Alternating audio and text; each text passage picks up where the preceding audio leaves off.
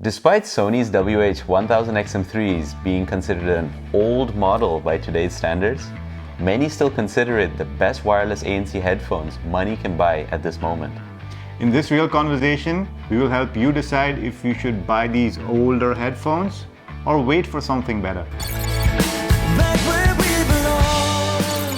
We can comfortably say that the infamous headband cracking issue that plagued the predecessors, the MDR-1000X and the WH-1000 XM2, has been solved in this model because we couldn't find sufficient complaints online and we haven't faced it ourselves. And Rowan here doesn't baby them. He either decides not to use the case or he decides to lose the case, like a baby. That's not to say that the build quality is completely perfect. These are still plastic headphones and they do creak a lot, like my bones sometimes. And in terms of the ear pads, they've held out pretty well. They do look a bit more worn out, but they've held up pretty well in terms of comfort because I really don't see much of a difference from when we first got these headphones. However, what Sony has nailed with these pair of headphones is battery life. It's almost like you never need to charge them. And after 1 year, they still hold a fantastic charge. And it's nice that Type-C is still the standard and hasn't been made obsolete by some big shot companies' courage. There's one more problem you might face. The touchpad has been reported to register phantom touches that have not been made by you in temperatures under 0 degrees. Sony does help you now by giving you an option to disable the touchpad. So if you're in a country where the temperatures regularly dip below 0, that might be something you want to take into account. All right, let's go back indoors. It's cold out here. One area where we are kind of thankful to Sony about is the price of these headphones.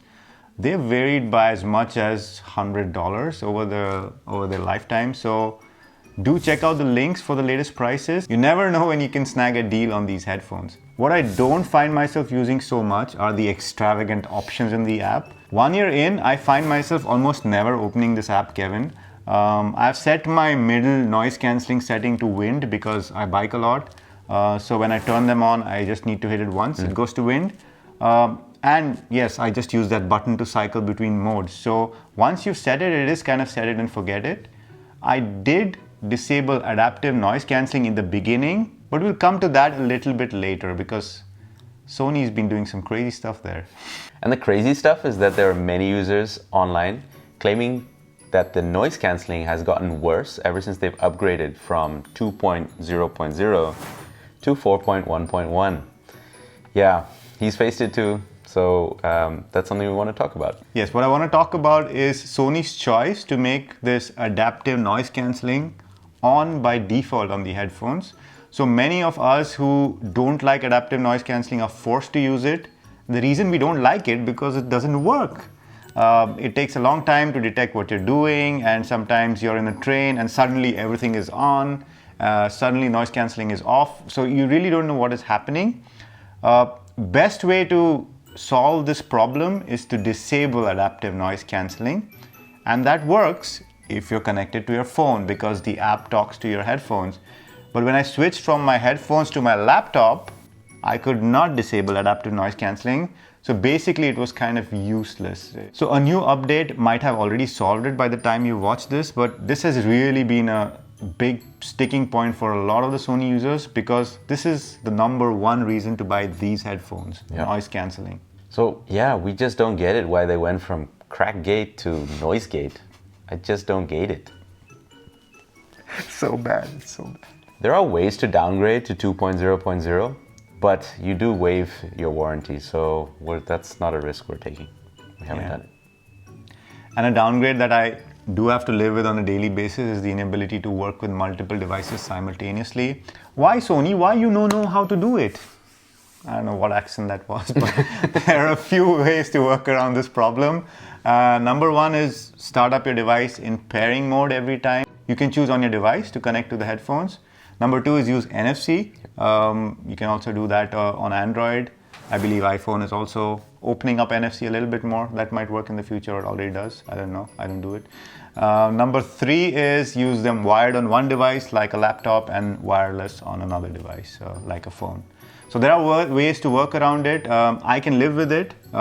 It's something you have to decide for yourself if you want to do that as well. Something which Sony has improved compared to its predecessors, but continues to be hit or miss, are the phone calls. It really can't deal with background noise that well. So usually what I end up doing is just disconnecting it from my headphones and talking directly on my phone, and avoid the awkward situation where I have to explain to people why my multi-$100 headphones can't deal with a bit of background noise. Yeah, embarrassing. So there might be two questions you guys might be wondering. Should you wait for the 1000 XM4 or whatever they're going to call it? We're actually not quite sure what it will bring, but do check out the video we made on our wish list. But our view is that if you can wait, then you may be able to benefit from the price drop on these XM3s once the XM4 releases. And once the XM4 does release, you'll see this happening regardless. And the current feature set is still pretty good for most of us. And if you're looking to buy the XM3s for the holiday season, you might as well just go for it because the XM4s are not going to be released anytime soon. And if you're looking at other options, there are a few things where the XM3s fail. So phone call quality, the Bose or the Jabras are pretty good. Bose QC35s or 700s, doesn't matter. I think both sound pretty good on phone calls. For multi-device, we found that the Bang & Olufsen and the Bose do a bang-up job. See what I did there? And for other things like looks, which are pretty subjective. Yeah, for a more modern look, maybe the Bose 700s. Yeah. Right, a bit futuristic. But if you're looking for stylish and fashionable, then the Bang & Olufsen H9 and H9Is are a good choice. The H9i is also a good choice for durability because they're really made from premium materials. You don't have any of that creaking like you have with the XM3s. So yeah, there's a few options out there. But if you're in the market mainly for, say, noise cancelling, sound quality, you know, a good complete package with battery life and all those things, USB Type-C, I think you can't go wrong with the XM3s. And if you don't mind the lack of multi-device support, poor phone call quality, and the gamble of noise gate, then these wireless ANC headphones from Sony might be worth your money. Again, keep an eye on the links in the description below. These prices vary a lot, so you might be able to snag these for a very good price. You've been looking at finely aged headphones. And we've been DHRME.